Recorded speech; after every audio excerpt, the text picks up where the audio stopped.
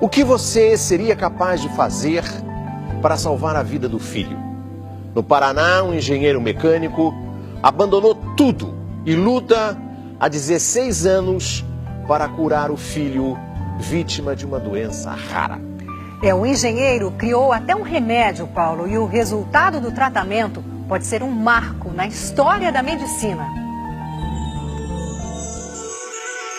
Vitor tem 21 anos e a idade mental de uma criança de 2 anos. Ele só consegue caminhar assim, amparado pelo pai. Já está melhorando, né? Já está esquentando, né? A dificuldade para caminhar é enorme, mas hoje cada passo representa um avanço extraordinário para quem já esteve paralisado numa cama.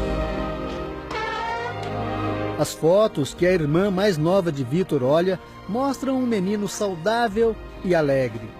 Vitor foi assim até a idade de 4 anos e meio. Aos poucos, ele começou a demonstrar que algo não ia bem. As quedas se tornaram frequentes, os músculos se enrijeceram e a coordenação motora não era a mesma. Vitor já tinha dificuldades até para falar, mas ainda conseguiu pedir socorro aos pais. Entre os 5 e 7 anos, assim, ele chegava da escola e falava: mãe, eu sou diferente, você cuida de mim? Eu sou seu filho, você vai cuidar de mim? Ele dizia. Parecia que ele sabia o estado que ele ia ficar. Mas a gente não imaginava, né, que ia chegar nesse ponto. Quando Vitor ficou doente, o seu Adolfo fez o que qualquer pai faria. Levou o filho a vários hospitais, consultou inúmeros médicos, mas ninguém conseguia descobrir qual era a doença. Seu Adolfo, então, procurou um especialista na Argentina e foi lá que ele recebeu este diagnóstico. Vitor era portador de gangliosidose, uma doença rara, incurável e fatal. A gangliosidose é uma doença genética causada pela falta de uma enzima fundamental para o funcionamento dos neurônios. Lentamente, as células do cérebro entram em colapso e o corpo sente os efeitos. Os sintomas principais são relacionados ao funcionamento do sistema nervoso. Então pode existir uma piora, uma deterioração do desenvolvimento. Então uma criança que andava, que falava, começa lentamente a ter perdas. E isso vai se agravando ao longo do tempo.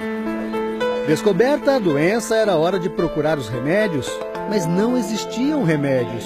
Os médicos disseram que Vitor tinha poucos meses de vida. Já perguntei, e tempo? Ele falou: não sou Deus para te dar tempo, mas vou te dar um chute, 6, 8 meses.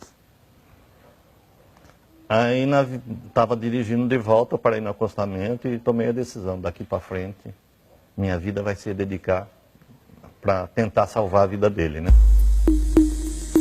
Para se dedicar ao filho, seu Adolfo saiu do emprego, vendeu o carro, juntou todo o dinheiro que tinha e começou uma busca desesperada por um remédio que não existia. Eu tinha um bom patrimônio, eu tinha um bom emprego, eu ganhava muito bem. Eu estava a um passo de assumir diretoria de empresas. De repente jogo tudo isso fora. Durante um ano inteiro, seu Adolfo fez este percurso. Da casa dele até a Biblioteca de Medicina da Universidade Federal do Paraná. Foi aqui que o engenheiro mecânico começou a descobrir aquilo que nenhum laboratório do mundo tinha conseguido: a fórmula de um remédio que pudesse salvar o filho dele. O pai, em busca de respostas, se transformou em pesquisador. Seu Adolfo leu todos os livros e revistas sobre doenças degenerativas. A funcionária da biblioteca lembra da dedicação de seu Adolfo. O carinho, o amor, né? Essa busca de poder realmente salvar a vida de um filho. Então isso foi que me marcou bastante. Seu Adolfo mergulhou no mundo da ciência, da medicina, da neurologia. Mas a procura pela fórmula durou muito mais tempo do que ele imaginava e a resposta veio por acaso. Entrei em desespero, chorando no meio das prateleiras. Peguei no pé de Deus, né? E uma voz falou dentro de mim: ó, pega esse livro. E eu peguei aquele livro, sentei na mesa e fui folheando o livro. Estava ali a descrição da doença de Tay-Sachs. como o processo é o mesmo, eu pude entender o processo da doença. E aí eu fui estudar enzimologia. Através do estudo, o pai de Vitor chegou ao remédio. Pequenos comprimidos preparados em farmácias homeopáticas. A fórmula é simples. O princípio ativo são as enzimas que o organismo de Vitor tinha deixado de produzir. Se eu coloco a enzima dentro do meu corpo, eu estou colocando uma enzima que eu não tenho. Estou suprindo o metabolismo do meu corpo. Então eu estimulo o meu corpo a produzir a própria enzima, através da enzima que eu tomo. Depois de 6 meses de tratamento com o remédio produzido pelo pai, Vitor começou a dar sinais de melhora. A rigidez muscular foi cedendo, né? A percepção dele das coisas ao redor foi aumentando, né? Ele não tinha expressão facial, ele começou a ter expressão facial, começou a voltar a sorrir, começou a voltar a sentir dor. A doença de Vitor estacionou e surpreende até a ciência. Os relatos médicos indicam que portadores de gangliosidose, do tipo da que Vitor tem, vivem no máximo até os 10 anos de idade. Vitor já viveu mais que o dobro, graças ao pai, que alguns chamam de herói. Eu sempre digo que o herói é o Vitor, porque Vitor sempre lutou todo dia pela vida.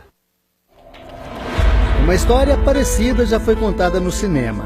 O filme O Óleo de Lorenzo mostra o drama de um menino de 5 anos com uma doença terminal rara. Desiludidos com os médicos, os pais do pequeno Lorenzo também saem em busca de um remédio. Uma história de determinação e esperança. Vamos, Lorenzo.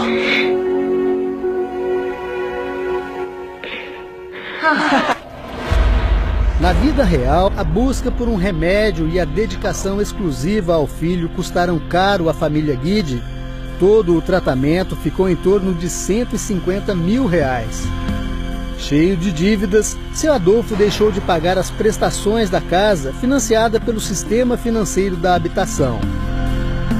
Por causa da inadimplência, a casa foi tomada pelo banco e levada a leilão.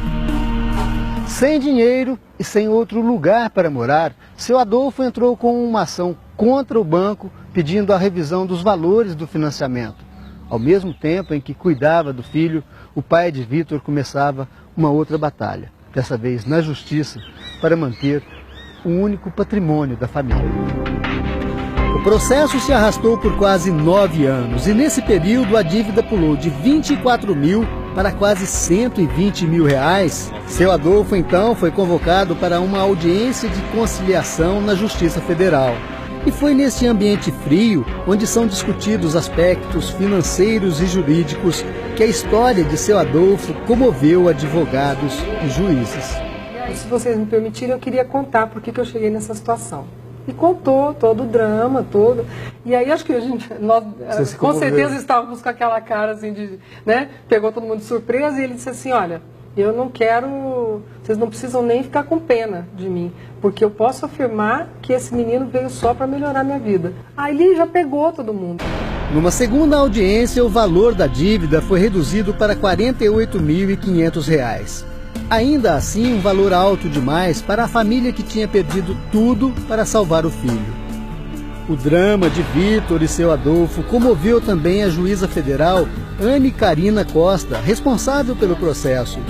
Foi dela a ideia de usar um fundo pecuniário para ajudar na luta de seu Adolfo. São valores recolhidos, né, de pessoas que foram condenadas pela prática de um crime, né? E esses valores são recolhidos e ficam numa conta judicial e o juiz criminal faz a distribuição desses valores a entidades sociais que estão cadastradas perante o juízo. Numa decisão inédita, a Justiça do Paraná determinou que o dinheiro fosse usado para quitar a dívida. A luta que ele teve pelo filho, pela vida, pelo diagnóstico da doença, depois pela busca, né, da cura, o fato dele não ter se conformado com o diagnóstico de que o filho realmente iria, né, morrer em pouco tempo, né, e em nenhum momento ele se colocou também como vítima da situação. Ele demonstrou uma força muito grande. A batalha de seu Adolfo ainda não terminou. Cada dia é uma nova luta para preservar a qualidade de vida do filho. No café da manhã, os passos que Vitor tenta reaprender, a simples presença do filho. Pequenas recompensas que fazem a luta de seu Adolfo valer a pena.